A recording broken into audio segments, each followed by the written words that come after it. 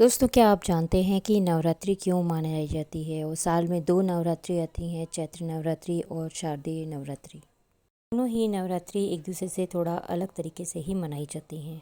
नवरात्रि मनाने का कारण होता है कि कहा जाता है कि जब धरती पर महिषासुर का आतंक काफ़ी बढ़ गया और देवता भी उसे हरा पाने में असमर्थ हो गए, क्योंकि महिषासुर को वरदान प्राप्त था कि कोई भी देवता या दानव उस पर विजय प्राप्त नहीं कर सकता। ऐसे में देवताओं ने माता पार्वती को प्रसन्न करके उनसे रक्षा का अनुरोध किया। इसके बाद माता रानी ने अपने अंश से 9 रूप प्रकट किए, जिन्हें देवताओं ने अपने शस्त्र देकर शक्ति संपन्न किया। ये क्रम चैत्र के महीने में प्रतिपदा तिथि से शुरू होकर 9 दिनों तक चला। तब से इन 9 दिनों को चैत्र नवरात्रि के तौर पर मनाया जाने लगा। अब है शारदीय नवरात्र मनाने का कारण। देवी दुर्गा ने आश्विन के महीने में महिषासुर पर आक्रमण करके उससे 9 दिनों तक युद्ध किया और 10वें दिन उसका वध किया। इसलिए इन 9 दिनों को शक्ति की आराधना के लिए समर्पित कर दिया गया, जो कि आश्विन मास में शरद ऋतु का आरंभ हो जाता है। इसीलिए इसे शारदीय नवरात्र कहा जाता है। और शारदीय नवरात्रि के 10वें दिन को ही विजयादशमी के रूप में मनाया जाता है। चैत्र नवरात्रि के दौरान कठिन साधना और कठिन व्रत का महत्व होता है, जबकि शारदीय नवरात्रि के दौरान सात्विक साधना, नृत्य, उत्सव आदि का आयोजन किया जाता है। ये दिन शक्ति स्वरूप माता की आराधना के दिन माने जाते हैं। चैत्र नवरात्रि का महत्व महाराष्ट्र, आंध्र प्रदेश, तेलंगाना और कर्नाटक में अधिक है, जबकि शारदीय नवरात्रि का महत्व गुजरात और पश्चिम बंगाल में ज़्यादा है। शारदीय नवरात्रि के दौरान बंगाल में शक्ति की आराधना स्वरूप दुर्गा पूजा पर्व मनाया जाता है। वहीं गुजरात में गरबा का आयोजन किया जाता है। चैत्र नवरात्रि के अंत में रामनवमी आती है। मान्यता है कि प्रभु श्री राम का जन्म नवमी के दिन ही हुआ था, जबकि शारदीय नवरात्र के अंतिम दिन महानवमी के रूप में मनाया जाता है। इसके अगले दिन विजयदशमी पर्व होता है। विजयदशमी के दिन माता दुर्गा ने महिषासुर का मर्दन किया था और प्रभु श्री राम ने रावण का वध किया था। इसीलिए शारदीय नवरात्र विशुद्ध रूप से शक्ति की आराधना के दिन माने जाते हैं। माना जाता है कि चैत्र नवरात्रि की साधना आपको मानसिक रूप से मजबूत बनाती है और आध्यात्मिक इच्छाओं की पूर्ति करने वाली होती है। वहीं शारदीय नवरात्रि सांसारिक इच्छाओं को पूरा करने वाली होती है। नवरात्रि व्रत कथा। प्राचीन काल में मनोहर नगर में पीठत नाम का एक अनाथ ब्राह्मण रहता था। वह दुर्गा माँ का भक्त था। उसे संपूर्ण सद्गुणों से युक्त सुमति नाम की एक अत्यंत सुंदर कन्या उत्पन्न हुई। वह कन्या अपने पिता के घर में अपनी सहेलियों के साथ क्रीड़ा करती हुई इस प्रकार बढ़ने लगी जैसे शुक्ल पक्ष में चंद्रमा की कला बढ़ती है। उसका पिता प्रतिदिन जब दुर्गा की पूजा करके होम किया करता, उस समय वह नियम के अनुसार वहाँ पर उपस्थित रहती। एक दिन सुमति भगवती के पूजन में उपस्थित नहीं हुई। उसके पिता को पुत्री की ऐसी असावधानी देखकर क्रोध आया और वह पुत्री से कहने लगा, अरे दुष्ट पुत्री, आज तूने भगवती का पूजन नहीं किया। इस कारण मैं किसी कुष्ठ रोगी या दरिद्र मनुष्य के साथ तेरा विवाह करूँगा।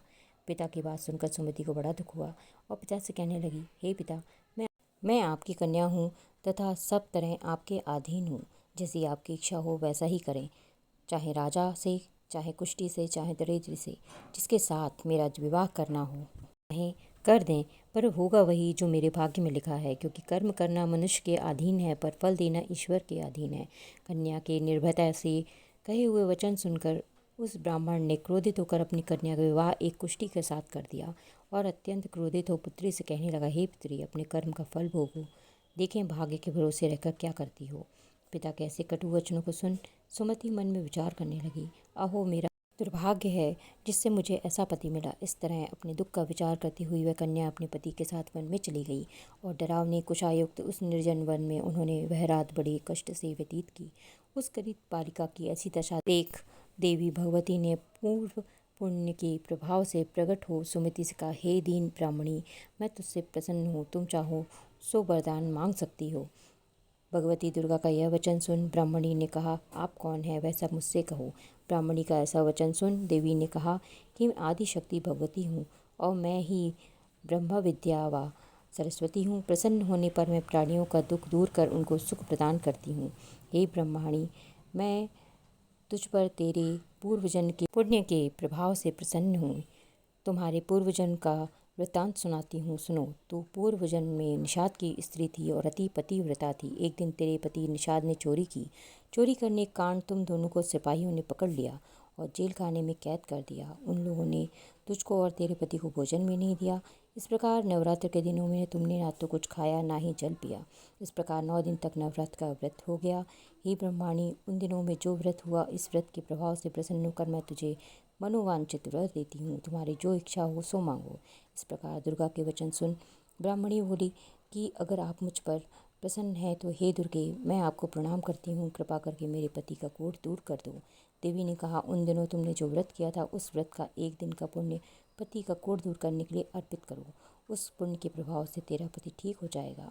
इस प्रकार देवी के वचन सुन वह ब्रह्माणी प्रसन्न हुई और पति को निरोग करने की इच्छा से जब उसने तथास्तु ठीक है ऐसा वचन कहा, तब उसके पति का शरीर भगवती दुर्गा की कृपा से कुष्ठ रोग से रहित हो गया।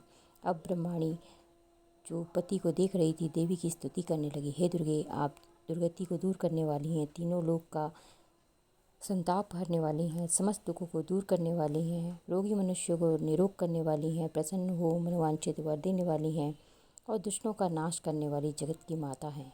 हे अम्बे, मुझ निरपराध अबला को मेरे पिता ने कुष्ठी मनुष्य के साथ विवाह कर घर से निकाल दिया। पिता से तिरस्कृत निर्जन वन में विचर रही हूँ। आपसे मेरा इस विपदा से उद्धार किया है।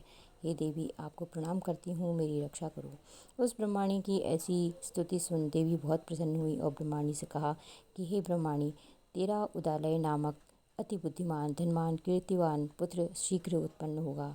ऐसा वर देकर देवी ने ब्रह्माणी से कहा कि जो कुछ तेरी इच्छा है वह मांग ले। सुमति ने कहा कि हे भगवती दुर्गे, अगर आप मुझ पर प्रसन्न हैं तो कृपा कर मुझे नवरात्र व्रत की विधि का विस्तार से वर्णन करें। ब्राह्मणी के वचन सुन माँ दुर्गा ने कहा, हे ब्राह्मणी, मैं तुम्हें संपूर्ण पापों को दूर करने वाले नवरात्र व्रत की विधि बताती हूँ। चैत्र मास के शुक्ल पक्ष की प्रतिपदा से लेकर 9 दिन तक व्रत करें। यदि दिन भर का व्रत ना कर सकें तो एक समय भोजन करें। शुभ मुहूर्त में घट स्थापन करें और वाटिका बनाकर उसको प्रतिदिन जल से सींचें। महाकाली, महालक्ष्मी और महासरस्वती की मूर्तियाँ स्थापित कर उनकी विधि सहित पूजा करें। बिजोरा के फल से अर्घ्य देने से रूप की प्राप्ति होती है। जायफल से अर्घ्य देने पर कीर्ति की प्राप्ति होती है। दाख से कार्य की सिद्धि होती है। आंवले से सुख की प्राप्ति और केले से अर्घ्य देने से आभूषणों की प्राप्ति होती है। इस प्रकार पुष्पों व फलों से अर्घ्य देकर व्रत समाप्त होने पर 9वें दिन विधि विधान हवन करें। खांड, घी, गेहूँ, शहद, जौ, तिल, बिल्व, नारियल, दाख और कदम जैसे विभिन्न सामग्रियों से हवन करें। आंवले से कीर्ति की और केले से पुत्र की, कमल से राज सम्मान की और दाखों से संपदा की प्राप्ति होती है। खांड, घी, नारियल, शहद, जौ का और तिल तथा फलों से होम करने से मनोवांछित वस्तु की प्राप्ति होती है। व्रत करने वाला मनुष्य इस विधि विधान से होम कर आचार्य को अत्यंत निम्रता के साथ प्रणाम करे और यज्ञ की स्थिति के लिए दक्षिणा दे। इस प्रकार बताई हुई विधि के अनुसार जो व्यक्ति व्रत करता है उसके सब मनोरथ सिद्ध हो जाते हैं। इसमें तनिक भी संदेह नहीं है। इन 9 दिनों में जो कुछ दान आदि दिया जाता है उसका करोड़ों गुना फल मिलता है।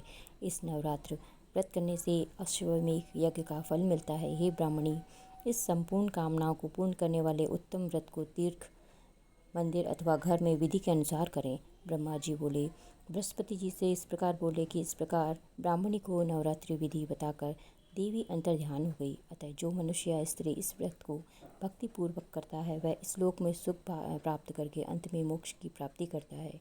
ब्रह्मा जी बृहस्पति जी से कहते हैं कि यह इस दुर्लभ व्रत का महात्म्य है जो मैंने तुम्हें बताया है।